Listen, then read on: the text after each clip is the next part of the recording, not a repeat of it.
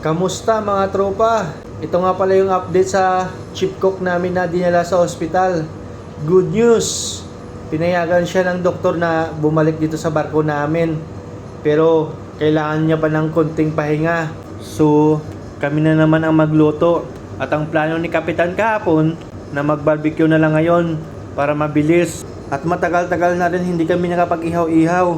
Nag-umpisa na kami maghanda ng ihawin namin. 3 kami ngayon nakatoka dito sa kusina.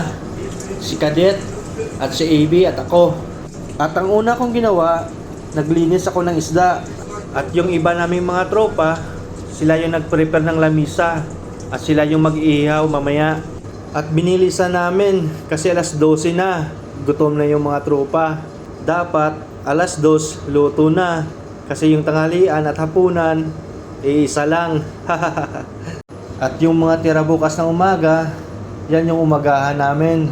At sunod ko na nilinis, galunggong, kasi meron din kami dito sa barko. After ko maglinis, kukuha ko ng patatas at prutas. Kasi Ukrainian yung kapitan namin dito. Minsan na kumakain ng kanin. Paborito nila yung patatas.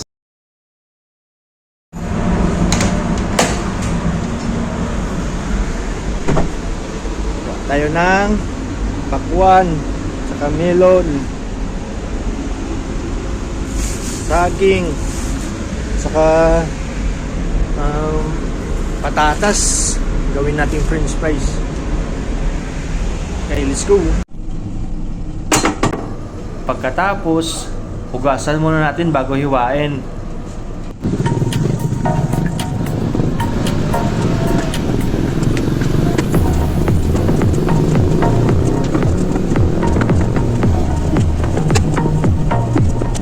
Kunting ingat tayo mga tropa kasi sobrang talim ng kutsilyo ni Mayor. Safety first tayo. Pagkatapos balatan, slice na natin. Yun, muntik pa nahulog.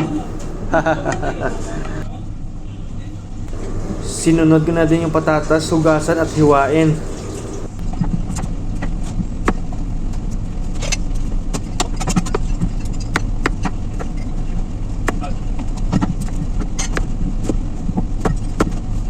At pinirito na natin kasi matagal ito maluto. At pagkatapos, sinunod ko na rin yung french fries. At gumawa din ako ng sausawan para masarap. Tinuhog na din ni Balls at tinahi yung lechon namin. Yun ang laki. Lechon turkey yan mga tropa. At nag-umpisa na din sila mag-ihaw sa labas. Ito na yung mga ihawin namin.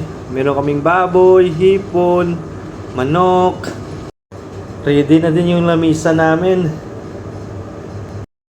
Yun, luto na. Tara, kain na mga tropa.